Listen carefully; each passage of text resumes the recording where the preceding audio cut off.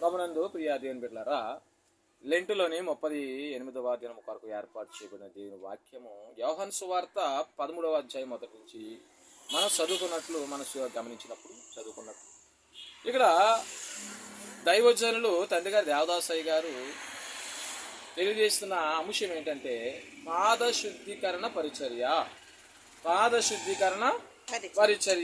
దీని బిడ్డలారా, ఆ యొక్క అంశం మీద దైవజనులు వివరిస్తూ చెప్పిన మాటలలో ఒక మాట గమనిద్దాం.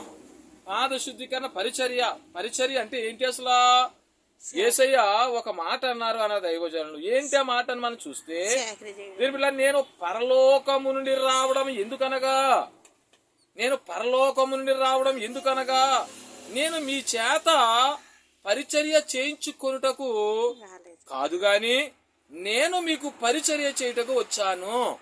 ఏంటంట? యేసయ్య ఈ లోకానికి ఎందుకు వచ్చారు? మనకి పరిచర్య చేయడానికి కోసం ఆయన వచ్చారట. మనకు పరిచర్య చేయడానికి కోసం వచ్చారంట. అంతేగాని నేను పరిచర్య చేయించుకోవడానికి రాలేదు అని ఈ దినము దీని బిడ్డలారా యేసుక్రీస్తు ప్రభువారు తన పై వస్త్రము ప్రక్కన పెట్టి శిష్యులు పాదాలు కడుగుతా ఉన్నారండి.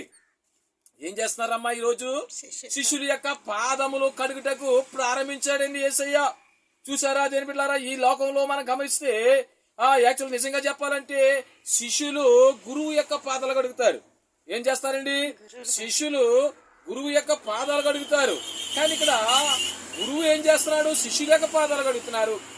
దీని బిడ్డలారా, ఎందుకంటే శిష్యులు గురువు యొక్క పాదాలు ఎందుకు కడుగుతారు? గురువు గారు దీని బిడ్డలారా శిష్యులకు విద్య నేర్పుతారు కాబట్టి, ఆ విద్యను నేర్పారు కాబట్టి మీరు ఏం చేస్తారు? వారి యొక్క పాదాలు కడిగి పూజ చేస్తూ ఉంటారు. అది లోకంలో అన్ని మతాలు దీని బిడ్డలారా గౌరవిస్తూ ఉంటారు. మరి మనకైతేనో యేసయ్య విద్య బోధ అన్ని నేర్పిస్తా ఉన్నాడు, శిష్యుల యొక్క పాదాలు కూడా కడుగుతాడు. ఇక్కడ రెండు కూడా యేసయ్య చేస్తా ఉన్నాడు. అందుకే నేను ఈ లోకానికి ఎందుకు వచ్చాను? పరిచర్య చేయడానికి వచ్చాను గాని పరిచర్య చేయించుకోవడానికి రాలేదని యేసుక్రీస్తు ప్రభువారు తెలియజేస్తున్నారని తండ్రిగా దైవజనులు దేవదాసయ్య గారు చెప్తా ఉన్నారు.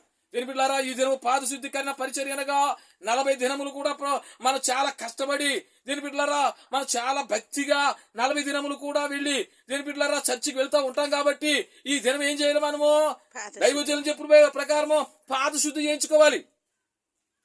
పాద శుద్ధి అంటే దీని బిడ్డలారా చాలా జాగ్రత్తగా ఉండాలా, చాలా భయంతో ఉండాలా, భక్తితో ఉండాలా. దీని బిడ్డలారా అంతేగాని గుళ్ళోకి వెళ్ళేటప్పుడు ఏలకాలు నవ్వుకుంటాం. దీని బిడ్డలారా ఇలా వెళ్ళిపోయి ఏదో ఆశామసిగా టక్కమంటే వెళ్ళి పాద శుద్ధి చేయించేసుకుని లోకంలో మన పాపం విడిచిపెట్టకుండా సంస్కారపు విందు తీసుకోకూడదు. పాప విడిచిపెట్టకుండా సంస్కారపు విందులో పాలు పొందకూడదు. అవసరమైతే మానేయాలి.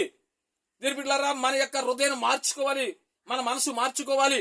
ఇవి మార్చుకున్నప్పుడే పాద శుద్ధి కార్యక్రమానికి మన చూపు మార్చుకోవాలి, మన పెదవులు మార్చుకోవాలి, మన చెవులు మార్చుకోవాలి, మన మాట తీరు మార్చుకోవాలి. మొదట ఎవరు ఎలా మాట్లాడాలో నేర్చుకోవాలన్నమాట. దేని బిడ్డలారా ఎవరిని ఎలాగా పిలుస్తున్నామో నేర్చుకోవాలి. అందుకే దేని బిడ్డలారా యేసుక్రీస్తు ప్రభువారు ఈ దినము పాద శుద్ధి పాదాలు కలుగుతూ ఉన్నాడు. ఆయన 40 దినాలు వెళ్ళిపోయామని దేని బిడ్డలారా ఫస్ట్ నుండి 4 రోజులు వస్తారు, చివరిలో 2 రోజులు వస్తారు. వీళ్ళు వచ్చి పాద శుద్ధి కార్యక్రమానికి అర్హులాళ్ళు దేని బిడ్డలారా నువ్వు మొదటి నుంచి కూడా ఒక వ్రతం వలె చెయ్యాలి. 40 దినాలు అంటే మాటలు కాదండి, ఒక వ్రతం వలె మనం చెయ్యాలి. చూడండి చాలా మంది బయట ఉన్న వాళ్ళు కూడా చాలా వ్రతాలు చేసుకుంటూ ఉంటారు. అలాగే మనం కూడా ఒక వ్రతంలా చేయాలి 40 దినాలు. అప్పుడే పాద శుద్ధి చేయించుకోవడానికి నీవు తగిన వారు మీరు. అందుకని దేని బిడ్డలారా అందరూ చేయించుకుంటారు పాద శుద్ధి, నేను చేయించుకుంటానంటే అది పాపము. యేసయ్య యొక్క ఆ గాయాలు రేపుతున్న పాపము.